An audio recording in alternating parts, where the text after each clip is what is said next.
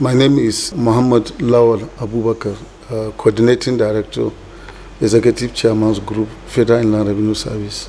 What personal income tax is, it may be necessary to even know what a tax is.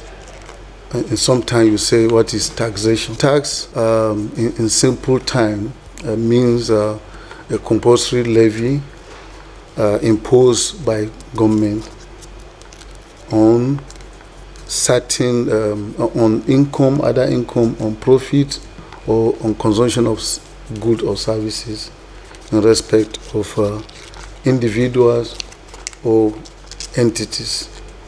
So what that means is, to narrow it to individual, it means where an individual earns an income either by way of employment or by way of self-employment. That income is taxable, and then it has to be by government. So that takes us to characteristic of tax. A tax first must be imposed by an authorized authority, by an authority which is government. In this case, it's be based on an income earned by an individual. It could be an income, it could be a gain, as in the case of capital gains tax. It could be an income as income derived from employment or self-employment. It could also, then that takes us to another aspect of tax, where you have categorization of taxes. A tax can either be direct or indirect. But let's go back to the question on personal income tax. The individual who is liable to tax, as I was trying to give the characteristics of tax. One, it must be imposed by government. Two, it has to be on income. If the person doesn't have income, there's exemption. Then it's compulsory. There's no option as long as you are a citizen of the country. It's a constitutional provision that you just have to. It's an obligation on you to pay a tax, and then it has to be certain. And that's why you have either it's based on rate, it's based on amount. So it's not a case of meeting someone and said your tax is this amount. It has to be in relation to the income earned. So people in employment, either by government or in the private sector, is structured in a manner that will be easy for them to pay. And that's why it's usually, as we have in our case, through pay-as-you-earn scheme, where on monthly basis taxes, personal income tax is deducted from the salaries of the worker, and it's also gives allowance. It's not the whole income that you earn that is put to tax.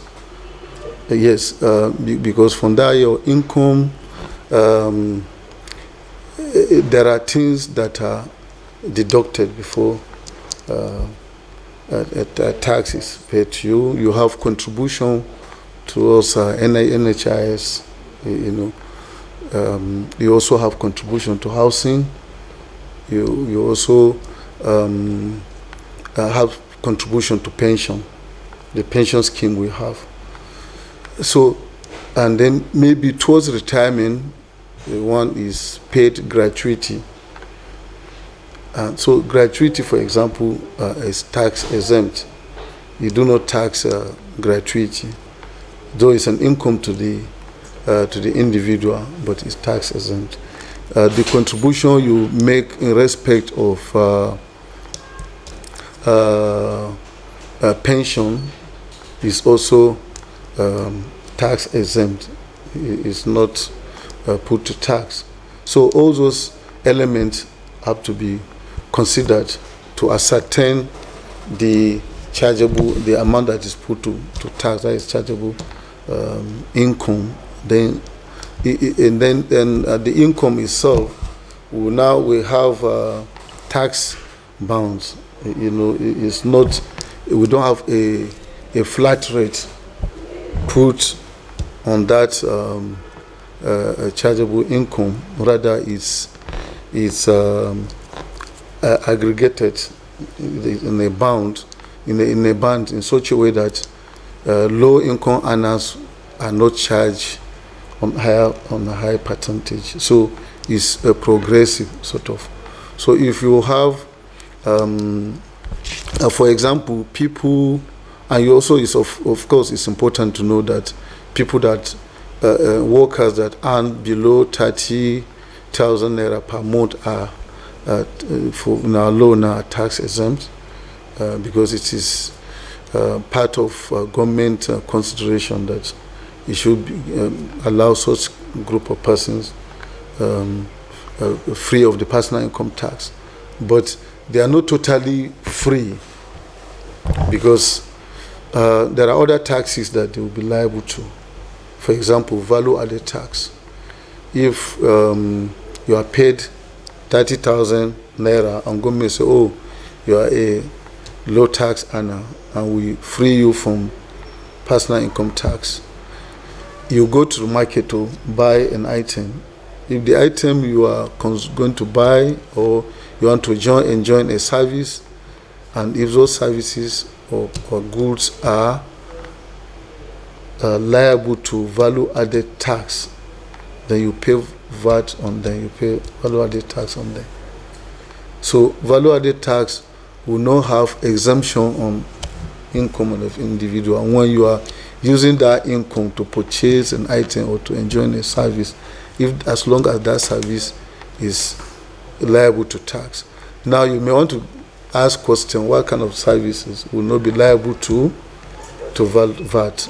Food, for example, ordinary food. If you is not again a packaged food.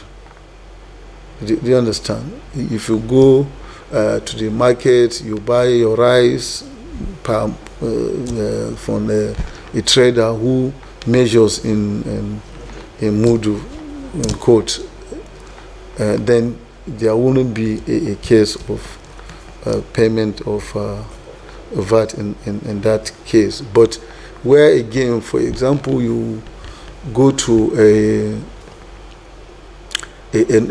restaurant, where they have packaged food, so that food, there is a value addition in packaging the food, and then so in that case you see yourself liable to VAT. So, and to an ordinary person, is if give me the example we're looking at now, where someone's an income earner someone who earns below 30,000, and he goes to buy a luxury, maybe kind of food. So it's a matter of choice. It's his choice to go, and then if VAT is put on it, then you should just pay.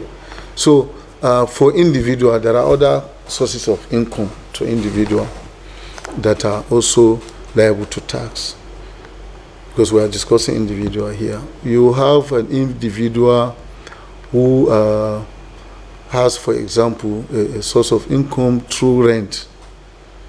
He has a house that tenants are occupying, and they are paying either annually or monthly. That rent is liable to tax. If you also invest in a company, in a business, and dividend is paid to you annually, that dividend is also liable to tax. You dispose of an item that is capital in nature, and if it's liable to tax personal capital gains tax, then you, of course, you pay, except in each of these cases there are exemptions, but we may not go into such details. So in order to take you comprehensively on this topic, it's also important to note that in our situation here, that is Nigeria, we have 3 tiers of government. federal, state, and local government. And our tax administrature is structured in that line. So what that means is that you have Federal Inland Revenue Service that administer taxes for and on behalf of federal government, and of course some element of taxes administered by federal government are also shared among the three tiers of government: federal, state, and local government. So you have states, internal Board of Internal Revenue, or you call the Internal Revenue Services, State Internal Revenue Service, and recently we have Federal Capital Territory Internal Revenue Service. So giving us about altogether 38 tax authority that are independently administering taxes. So that takes us to a situation where you have federal government, for example, Federal Inland Revenue Service, or collect some form of personal income tax for some categories of persons or individual.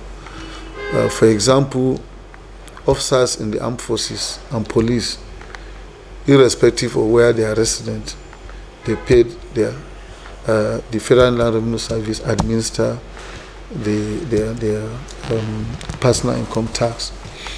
So and then of course some officers in the foreign service, they also pay to Federal Inland Revenue Service.